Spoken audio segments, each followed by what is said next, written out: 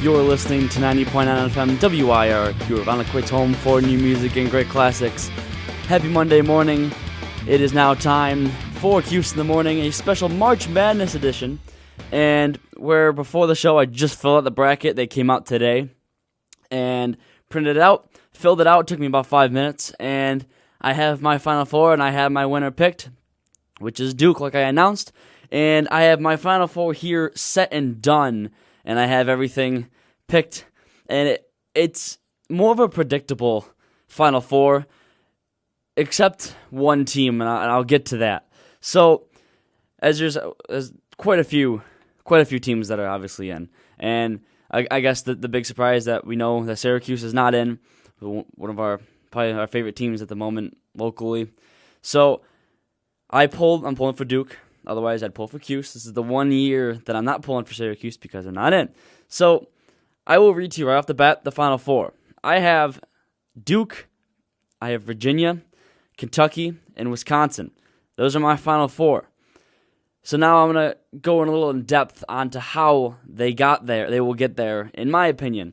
Now, I was also reading that the winner gets $20,000 if they have a perfect bracket. And if mine is perfect, I'm cashing in, and I have witnesses here. So, Duke will be beating UNF, or I don't even know these abbreviations.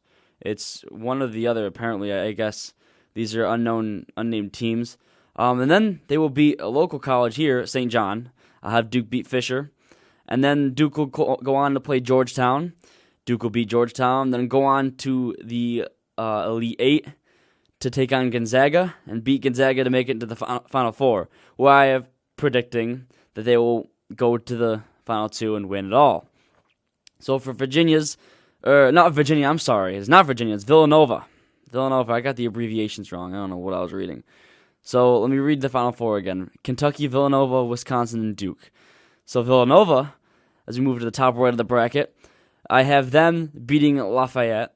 Then I have them beating LSU. Then going on to beat Louisville. And then I have them beating Virginia. And then making it to the Final Four where they would play Duke.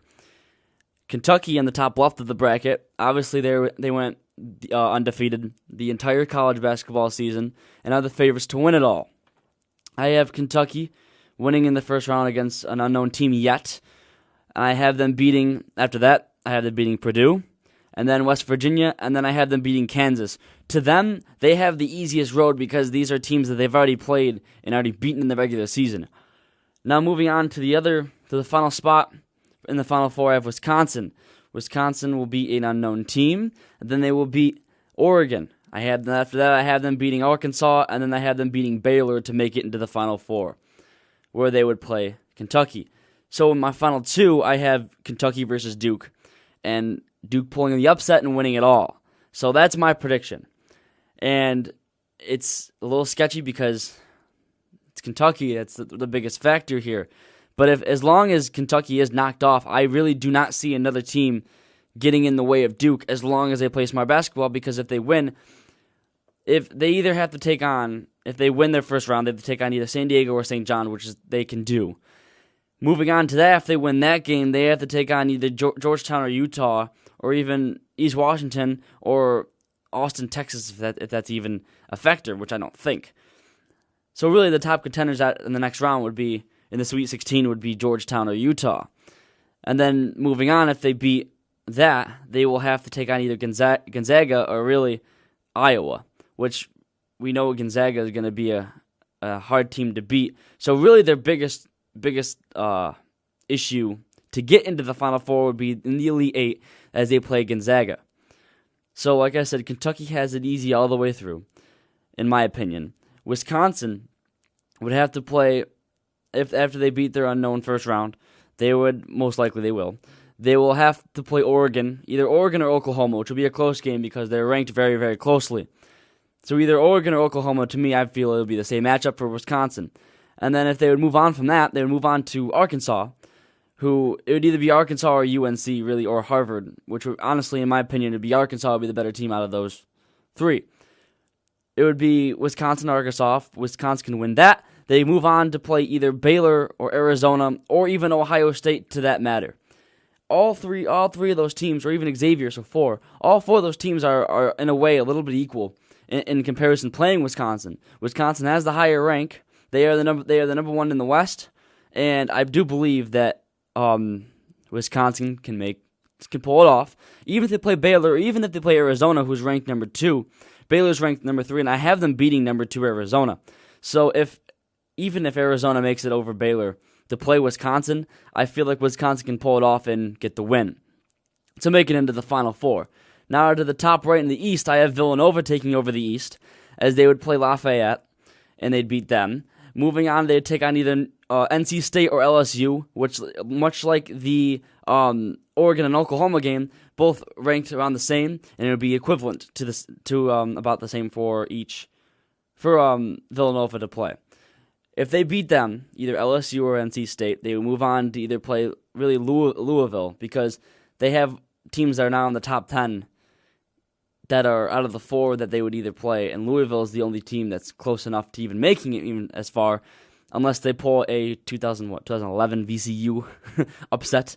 But I have Villanova beating Louisville if Louisville would advance. And moving on in the Elite 8 to play Virginia, it would be either Virginia or Providence, or even Michigan in that fact, because Michigan is a completely X-Factor team. So I also have Virginia beating Michigan to play in the Sweet 16 to play Providence, what I picked, and then over Oklahoma. Providence is my upset team of the bracket, but they don't get that far. They will play Virginia and lose in the Sweet 16. Virginia advances to play Villanova in the Elite 8, and Nova will win to advance in the 4th spot in the Final Four. So again, the Final Four, we have Kentucky, Villanova, Wisconsin, and Duke. Duke would be playing Villanova, and Kentucky would be playing Wisconsin. I have Kentucky beating Wisconsin by a landslide. And I have Duke playing Villanova in a very close game, Duke beating them. And also, I might add, all these 4 teams are the number 1 teams in the region. And that was not on purpose that I picked that. I was looking throughout the ranks and throughout the teams and just doing what I know best out of the teams that are playing. And in my mind, I decided who is going to win and who has the better team and overall. And so happens to be they're the number 1 ranked in each of the region. Maybe that's what I call a corny bracket, but you never know. I do have Wisconsin getting obliterated by Kentucky, because Kentucky is a team that has been completely dominant this entire college basketball season, and I don't see them being stopped. So until they get to the final 2, which they play, I have them play Duke, and Duke will be the one that stops them and saves the day, quote unquote. So then also I have Duke playing Villanova, and I said that was going to be a closer game, which in my opinion it will be. And the reason I say that is because Duke has been lacking, been like a half a step back the entire season. And as much as I'm rooting for them, if they make it to the Final 2, they beat Villanova, and if Kentucky, as planned, beats Wisconsin and makes it to the Final 2, Duke and Kentucky will be a very, very, very close game. And as much as I am rooting for Duke, I have a feeling that Kentucky could be the one that pulls it off. But also, you got to also look at the factor of Duke. It'll be a very great game, Kentucky and Duke. So the bracket starts. March Madness officially begins.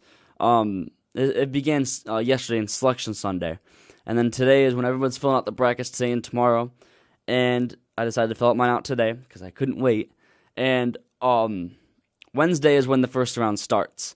So be tuned in. It'll be on. Many of the games will be on ESPN. It'll also be on True TV, I believe. They also have some of the games. Just scroll through your channels, you'll find something. And if not, you can always find, I don't know, go online or something like that. The games will be everywhere. So if I were you and you have nothing else to watch and you're a major sports fan, watch March Madness, because it'll be very, very jam-packed and very in my opinion, exciting, and it always is exciting. So that is my spiel on college basketball. The bracket is filled out, and it is done. I am done with it, and I will just sit back and enjoy and watch to see what happens. So now, college basketball aside, I'm going to move on to now the free agency in the NFL is done, and the 3-day period, which is a very exciting 3-day period. Last time I talked to you guys, it was during the second day of free agency, if I do remember. So it all ended up turning out to be a crazy free agency, especially the first day. We saw Jimmy Graham move from the Saints to go on to the Seattle Seahawks. We saw We saw Nick Foles go to the St. Louis Rams in exchange for Sam Bradford. We saw LaShawn McCoy go to the Buffalo Bills, who the Bills are making a huge impact in the free agency, and also acquiring Matt Castle. Recently, over the weekend, we saw Greg Jennings from the Minnesota Vikings be released, and which was a big step for them, but also they did find their replacement. They found Mike Wallace from the Miami Dolphins, and speaking of the Dolphins, we saw Ndamukong Suh sign with the Dolphins officially, and also the Dolphins got some tight end work. I forgot his name, former Brown, but the Dolphins to be an impact team. Another impact team, especially in the AFC, the Indianapolis Colts, who obviously their star quarterback Andrew Luck. They have signed running back Frank Gore from the 49ers. They also signed former Texans wide receiver Andre Johnson. In my opinion, the Indianapolis Colts were going to go all the way and win the AFC. In my opinion, I think that football is easier to predict than basketball. I don't know. That's just what I think. I have a feeling that Indianapolis, it'll be another Indianapolis versus New England AFC Championship game, whether you like it or not, most likely. But I have a feeling the Colts will pull it off and make it into the Super Bowl. But again, the season hasn't even begun. Indianapolis could be covered with injuries. Andrew Luck could tear his ACL. You never know. Anything can happen. But all signs are pointing to the Colts winning the AFC. Move to the NFC side, as much as people don't want to hear that team anymore, but I do believe, and I believe thoroughly that Seattle will again take control of the NFC. The only threat really they have is Green Bay, or really I can't think of another X factor that would be in the NFC that'd be a dominating team. I mean, Dallas, if they can recover losing DeMarco Murray, who went to Philadelphia, again I think it'll be a Seattle and Green Bay battling. You're gonna see a repeat of last season's playoffs, in my opinion. But the only thing that'll be different is in the AFC, you'll see Indianapolis pulling off over New England. And my prediction for Super Bowl 50, and you can write this down, it'll be Seattle and Indianapolis. And the reason I say that, you have a hard-hitting, one of the best offenses in the Indianapolis Colts, and you have one of the best defenses in the league in the Seattle Seahawks. So Seattle really only lost one man in their secondary. They lost Byron Maxwell to Philadelphia, which they already found replacements. And now Seattle getting Jimmy Graham, a star tight end, who really in the past couple seasons, they've been fluctuating between tight ends because they had Zach Miller, who'd been injured, and then they had Luke Wilson, who was a rookie. And they now they have Jimmy Graham, who is one of the best tight ends in the league today, and is a big red zone threat, which Seattle's been lacking, a very big red zone threat. They haven't really had their guy to throw it to the red zone, or even just they have Lynch to hand off. But again, they need that backup for when it comes to passing, and a big guy who could be a threat in the red zone is really what Seattle needed, and I believe they are going to be another team. They're going to be the team again that dominates the NFC.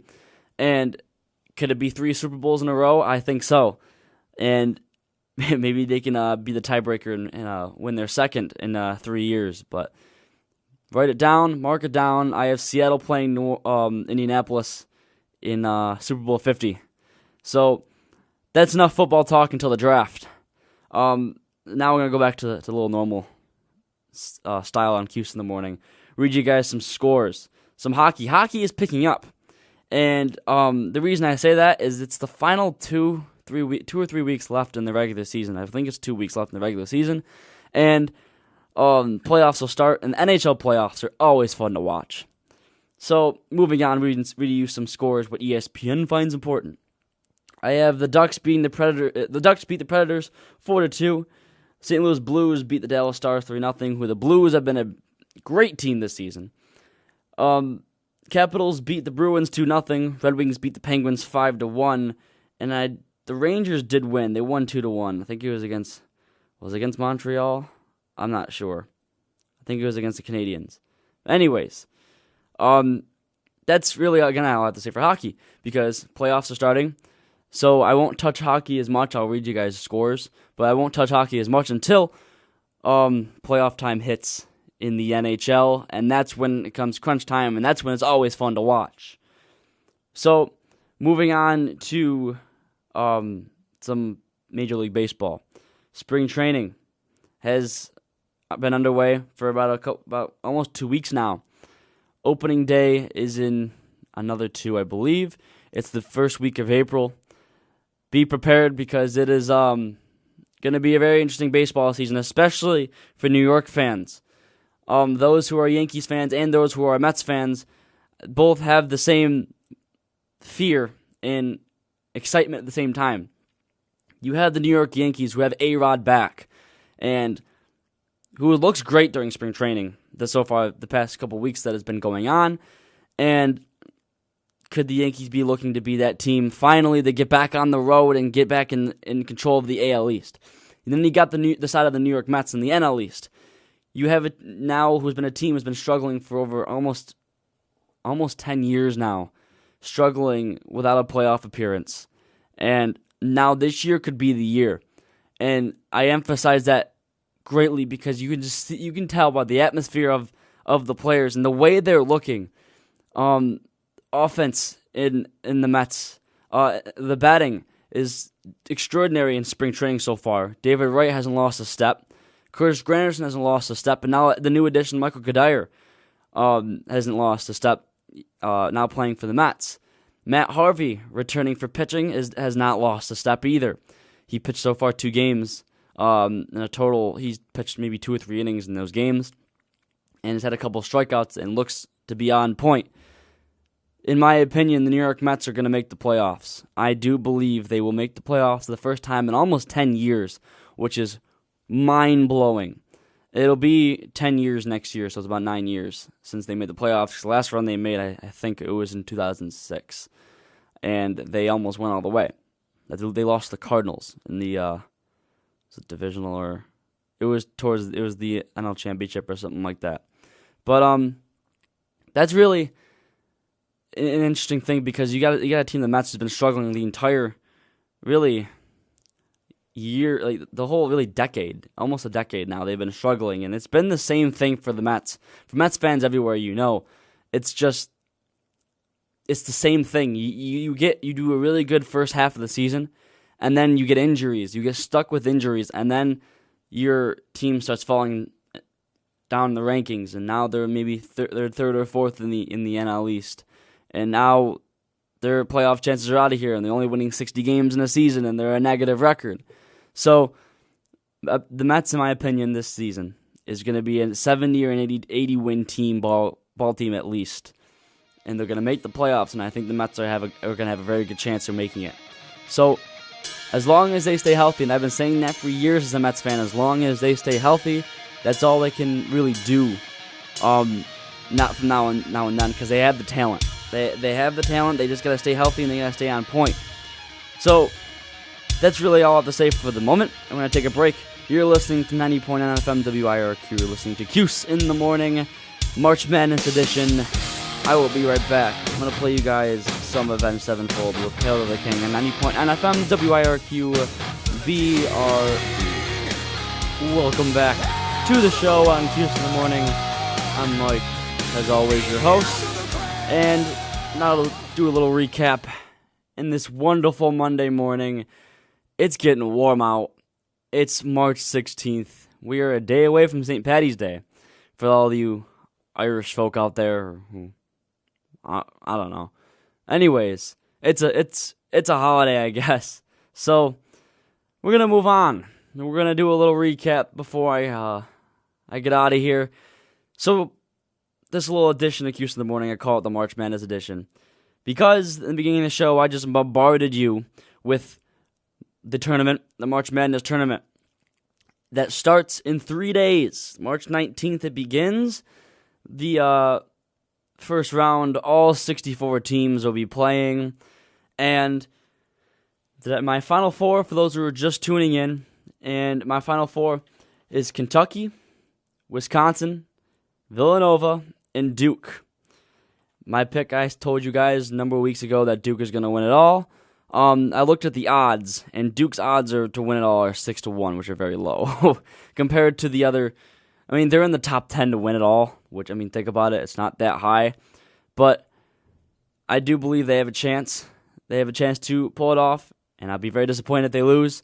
But at the same time, I'll be disappointed I'll be upset if Kentucky wins because I want to see someone beat them. I mean, everyone wants to see someone beat the undefeated team. So we all like the underdog. So if you guys need some dates onto when the games are, the first round of the tournament begins the 19th and the 20th. The second round of the 32 teams that advance is the 21st to the 22nd. Sweet 16 begins the 26th and the 27th. Hang on, I just read that wrong. I did. 21st and 22nd is the round of 32. Sweet 16 is the 26th and 27th. The Elite 8 is March 28th and the March 29th. The Final Four begins April 4th, and the championship game is April 6th. That is when it is all over. College basketball is done until the wintertime, which, hallelujah, that means spring. So, by then we'll know, and by the time the bracket is all over with, and by the time March Madness is done, we will transition to moving into baseball, because that's when baseball season begins, right when the championship game ends, I believe. Like the day after, I think, the 7th or the 8th is when it officially begins, and now we'll be underway with our spring sports.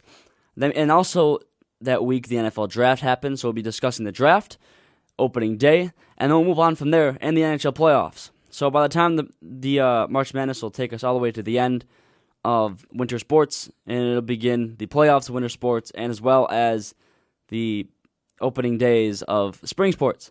So a lot to look forward to, and until next time, I'm Mike, your host for Cuse in the Morning on 90.9 FM WIRQ, and for those who are watching on the podcast right now, or whenever you do watch this. Until then, I'll see you next time. Adios.